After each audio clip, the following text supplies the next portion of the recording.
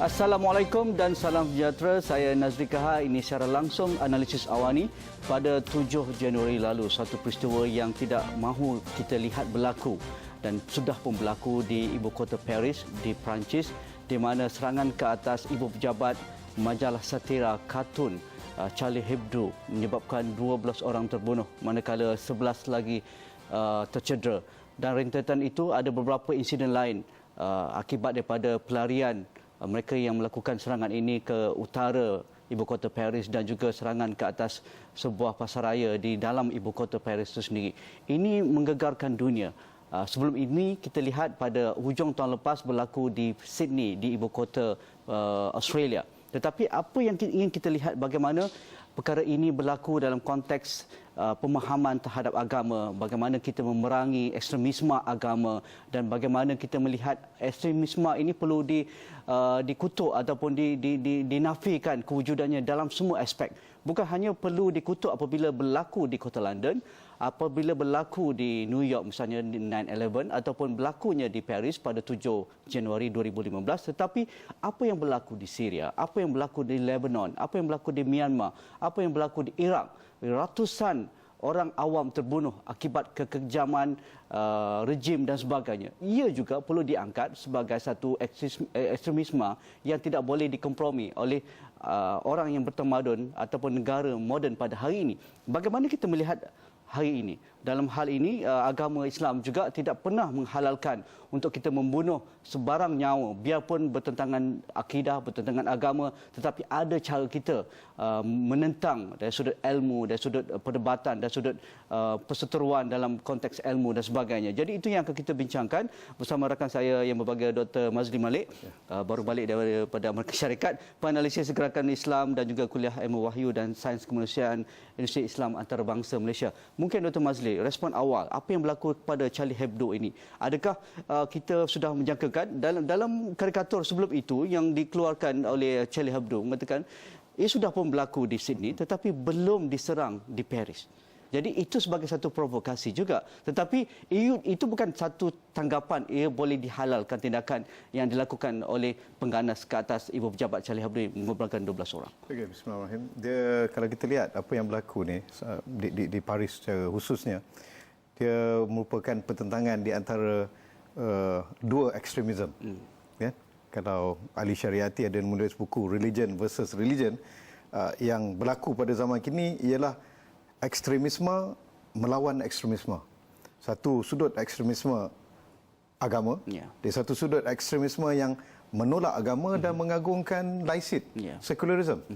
Jadi apa yang berlaku Charlie Hebdo merupakan manifestasi, maksud saya kata yang buat provokasi, yang menghina dan juga membangkitkan kemarahan umat Islam dan sebagainya, merupakan manifestasi terhadap ekstremisme sekular. Tetapi yang sebagai diamalkan di Perancis. pengkaji, penganalisis gerakan Islam dan juga melihat dari aspek agama, adakah ia perlu dibenarkan, perlu diharuskan dan kita tidak perlu menyatakan pendirian bahawa Islam menentang keganasan cara begini? Okey, dia ada dua isu kat sini aja.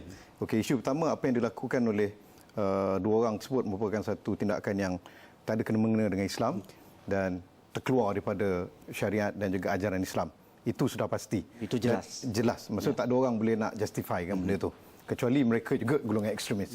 Okay. Yang kedua, kita tak boleh nafikan juga ekstremisme di pihak setengah golongan seperti Charlie Hebdo yang menyentuh isu-isu yang begitu sensitif. Seolah-olah kebebasan, freedom of expression pada mereka merupakan satu perkara yang menghalalkan segala bentuk ekspresi. Sedangkan freedom of expression bukanlah freedom to insult ataupun kebebasan untuk kita menghina, menyebarkan kebencian dan sebagainya. Tetapi Charlie Hebdo melakukan dalam konteks kerangka yang dibenarkan oleh perlembagaan Perancis.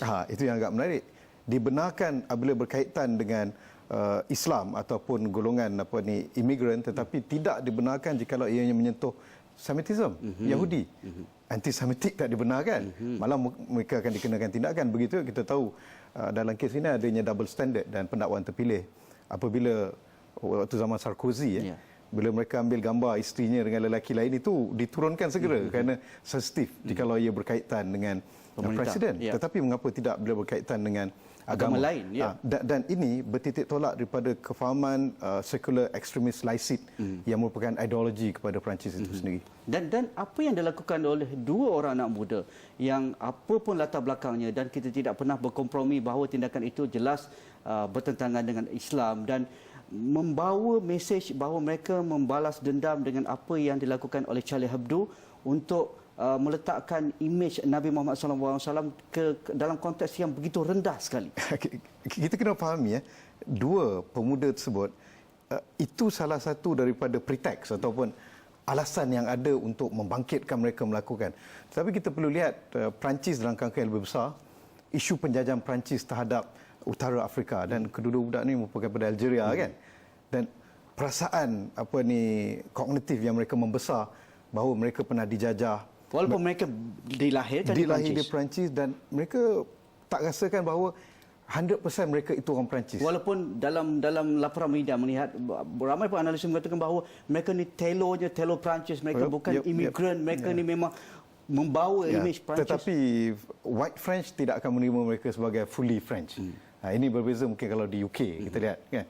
Tapi di Perancis pertamanya laisit tadi, ideologi sekular, ekstremis laisit yang dianuti oleh Perancis, dan yang kedua sikap kolonialisme. Dan untuk fahami ini saya teringat kepada penulisan Frantz Fanon, salah seorang daripada pemikir Perancis.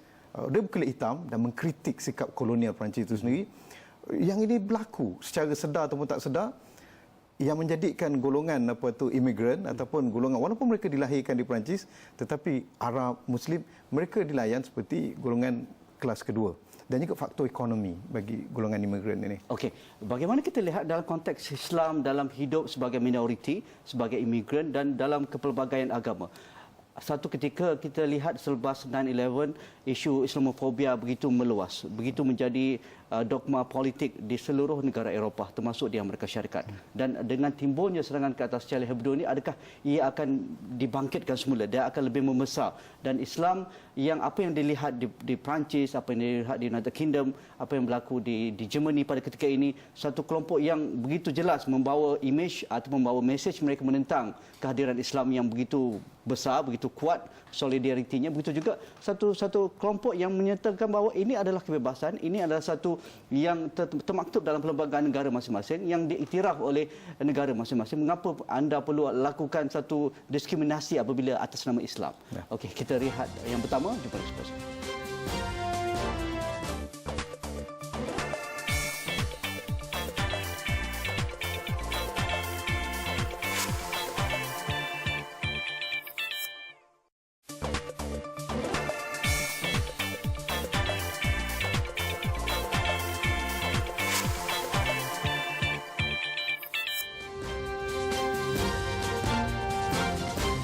Majalah kartun satira Charlie Hebdo menjadi sasaran kelompok pengganas apabila berlakunya serangan ke atas ibu pejabat mereka yang mengobarkan, termasuk ketua pengarah mereka dan juga para kartunis di Paris pada 7 Januari lalu. Ini membuka satu orang kata pun impian yang tidak diinginkan oleh masyarakat dunia apabila memasuki 2015 dengan pelbagai isu yang berlaku pada 2014. Tetapi Islam dan juga kepelbagaian agama, terutamanya apabila kita bercakap tentang Paris, Perancis dan Eropah, ini isu yang mendepani mereka ketika ini. Di mata-mata kota Eropah, apabila berlakunya ini, mereka bangkit semula bahawa kita perlu detect, kita perlu trace semua panggilan, semua email, semua segala bentuk perhubungan sosial media dan sebagainya. Di mana orang Islam, kelompok mereka, di mana mereka pergi sebelum ini, ke Syria, ke Yaman, ke Iraq dan sebagainya.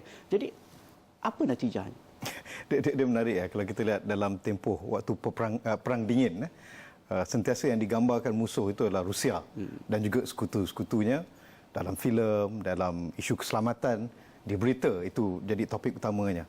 Jadi kalau daripada Rusia, daripada Kuba dan sebagainya, mereka itu orang jahat. Tapi lepas kejatuhan Rusia, kita lihat musuh baru ataupun bogeyman yang baru ialah Islam. Kan?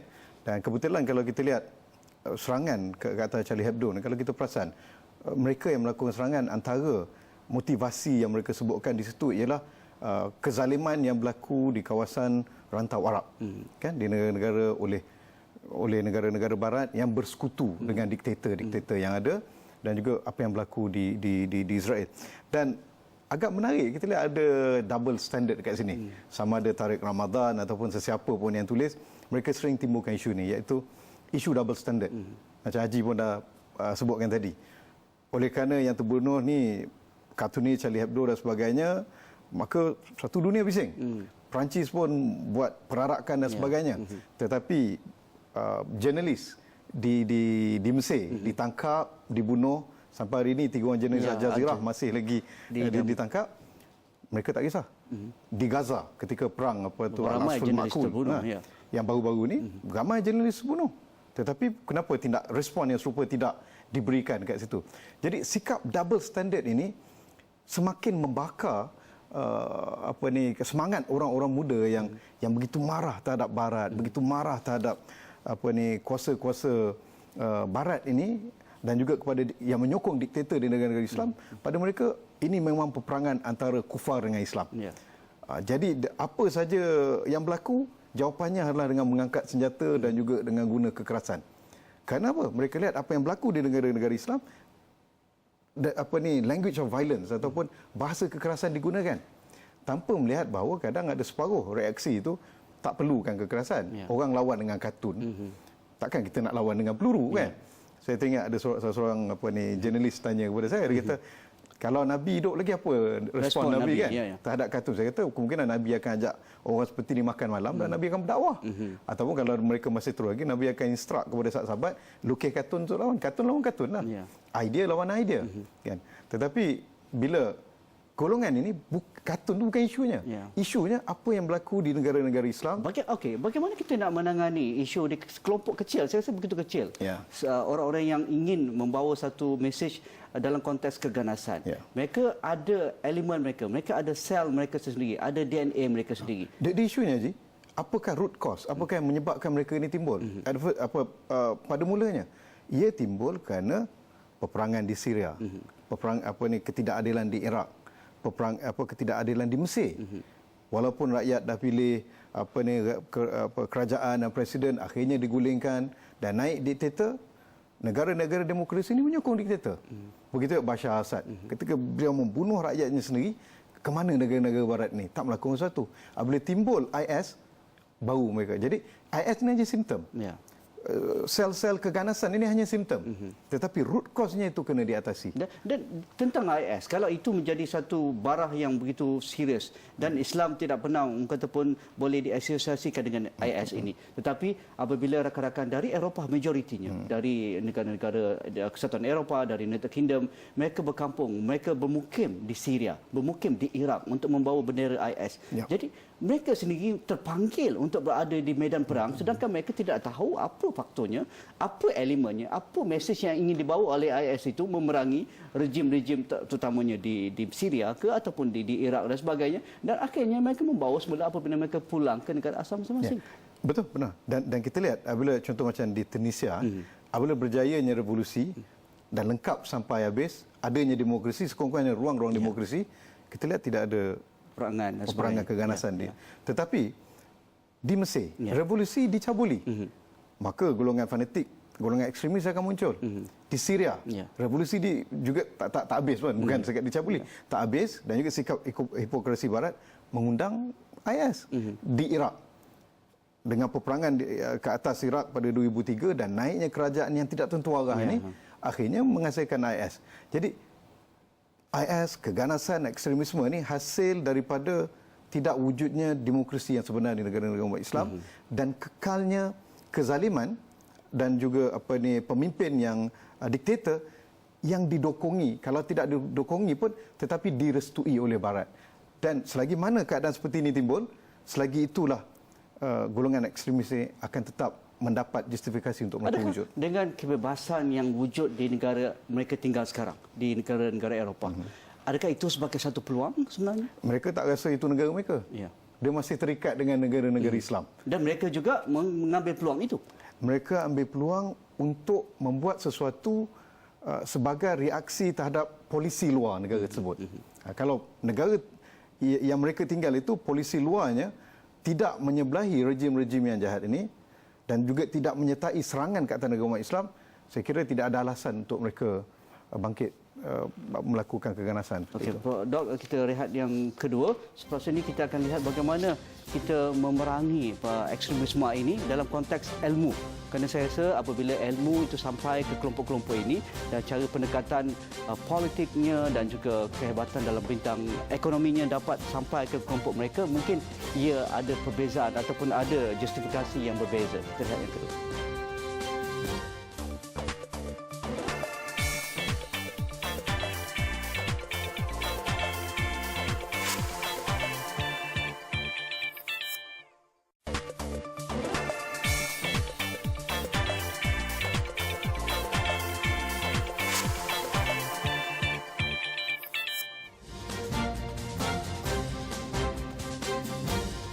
Apabila kita bercerita tentang memerangi keganasan, ia bukan terbatas kepada agama Islam yang sering dimomokkan oleh agenda mana-mana pihak. Tetapi saya rasa memerangi keganasan dalam konteks semua aspek, sama ada keganasan dalam bentuk pemikiran, keganasan dalam bentuk agama, keganasan dalam bentuk kataupun aliran politik, dan keganasan dalam bentuk apa sahaja yang kita boleh kaitkan dengan keganasan. Tetapi nampak gayanya apabila berlaku di Sydney, berlaku di Paris dan masyarakat dunia bangkit semula melihat bahawa isu keganasan hanya terbeban kepada kelompok Islam. Itu jelas apabila David Cameron menyatakan bahawa apabila berlaku serangan ke atas Charlie Hebdo, orang Islam dan kelompok Islam lah yang lebih banyak patut memikul beban untuk menyelesaikan isu orang mereka. Tapi menariknya, pemimpin-pemimpin yang sama ini tidak menyatakan apa-apa kutukan ataupun kritikan terhadap apa yang berlaku di Rohingya yang dilakukan oleh pelampau Buddha contohnya, apa yang berlaku di India oleh pelampau ekstremis Hindu, apa yang paling penting apa yang berlaku di Oslo. Kita masih ingat pembunuhan ratusan kanak-kanak oleh far right ekstremis itu kan, dan seolah-olah macam apa yang dilakukan itu okey, itu satu jenayah berlaku. Jenayah biasa. Jenayah biasa. Common criminal law. Lebih malang lagi kita lihat di Amerika itu gun shooting di Betul, sekolah-sekolah. Setiap hari 5-6 orang mati. Tapi kenapa tidak di-blame terhadap agama orang tu? Kenapa tidak dipersalahkan terhadap ideologi yang mereka anuti itu? Tapi bila Islam, mereka langsung meletakkan. Dan kalau kita lihat sejarah, Dr. Mazli pun pakar sejarah. Setiap agama, bukan pakar sejarah.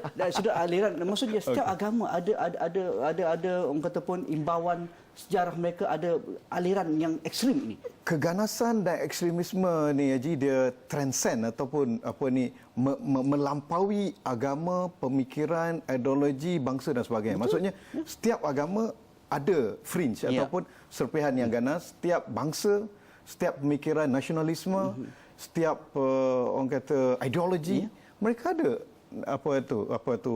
ruang kumpulan ekstremis. Persoalannya sejauh mana mereka pergi. Jikalau terdapatnya konflik, ini kira-kira teori konflik lah. Adanya konflik, maka golongan yang terpencil ini dia akan menjadi lebih terkenal. Dominan Dan tak mainstream. Tetapi dia akan berani untuk pergi ke depan kerana mereka dapat justifikasi. Tetapi jika tidak ada konflik, tidak berlakunya penindasan, tidak berlaku kezaliman, mereka tak ada modal. Orang akan nampak mereka sebagai orang salah. Tetapi bila adanya kezaliman, bilanya konflik, mereka seolah mendapat orang kata justifikasi dan juga cop halal untuk mereka berjuang menurut emosi, menurut pemikiran ekstrim mereka untuk kos tersebut. Bagaimana ini dijadikan sebagai satu platform, sebagai satu peluang untuk menjernihkan bahawa Islam tidak begitu. Saya rasa cendekiawan kita perlu berada di depan untuk menangani segala persepsi-persepsi yang tidak betul. Ini yang menarik, Prof. Tariq Ramadan, antara dia sebut apa? Dia kata seringkali media menjemput beliau, terutama media barat, adalah untuk menerangkan apa yang berlaku ni tak ada kena-mengena dengan Islam. Tetapi tidak pernah dia dijemput untuk beritahu apakah sebenarnya Islam. Jadi soalnya bagi ilmuwan dan sebagainya di barat contohnya, mereka hanya dipanggil untuk bersikap apologetik dan defensif. Tetapi tidak ada berpeluang untuk mereka menerangkan ruang-ruang yang luas lebih tentang besar Islam. Itu. Jadi kita lihat di sini, oleh kerana ruang itu mungkin tidak ada, mengapa tidak negara-negara Islam mengambil peluang ini? Kita ada Global Moderate Movement yang dilancarkan oleh dan ini patut dijadikan tapak untuk pergi di peringkat antarabangsa. Seringkali dimomokkan, persepsi mengatakan bahawa apabila berlaku serangan atas nama yang dibawa oleh kelompok ekstremis yang dilabelkan Islam itu, kita pun tidak pernah menghalal mereka, tidak pernah memberi keizinan mereka menggunakan nama Islam, tetapi media, pemimpin Barat mengambil peluang ini bahawa ini adalah satu perbuatan perlu dikutuk setinggi-tingginya oleh pemimpin-pemimpin dari negara Islam dan mereka tidak mendengar, dan itu mereka melihat merujuk kepada Timur Tengah. Tak, malangnya pemimpin-pemimpin negara Islam sendiri bersikap zalim terhadap rakyatnya dan mereka inilah menjadi punca terhadap munculnya golongan ekstremis. Malangnya pihak Barat bersahabat dan jadikan ally kepada pemimpin-pemimpin yang zalim. Ya, itu jelas apabila mereka bercerita tentang di mana puncanya, di mana latihan ketenteraan yang mereka dapat di Yaman, di Afghanistan, di Pakistan, di Iraq, di Syria, di mana negara-negara Islam yang berkonflik itu paling mudah mereka untuk merujukkan.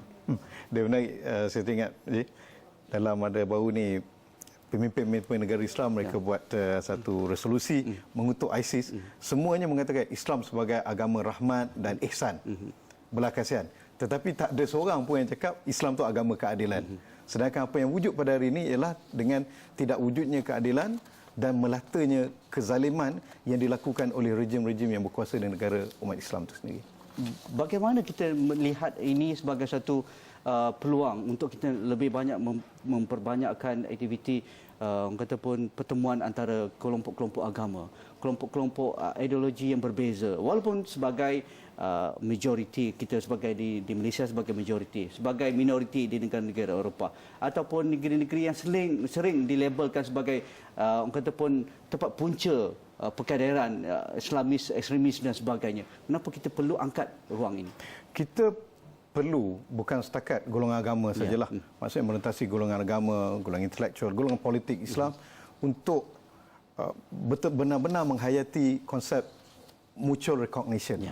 Saling hormat menghormati, saling ingin hidup bersama, coexist, dan juga sikap kita panggil sebagai humility. Itu mudah. Saya common sense di negara kita di Malaysia. Juga apabila kita melihat kelompok yang membawa suara agama, suara yang mendepani hak-hak agama itu dilabelkan cepat begitu ekstremis. Tetapi apabila mereka melihat satu kelompok lain yang hanya memperjuangkan kelompok mereka sendiri, yang ada diskriminasi dalam bentuk ekonomi, dalam bentuk bahasa dan sebagainya, mereka tidak mengatakan itu sebagai ekstremis. Mereka masih menganggap mereka moderate.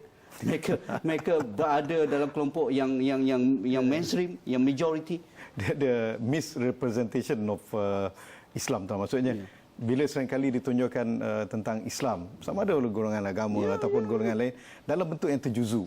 Maksudnya jarang sekali ditunjukkan Islam itu dalam bentuk yang membentuk kehidupan bertamadun, kebersihan, disiplin, saling hormat menghormati, ilmu dan juga ketamadunan.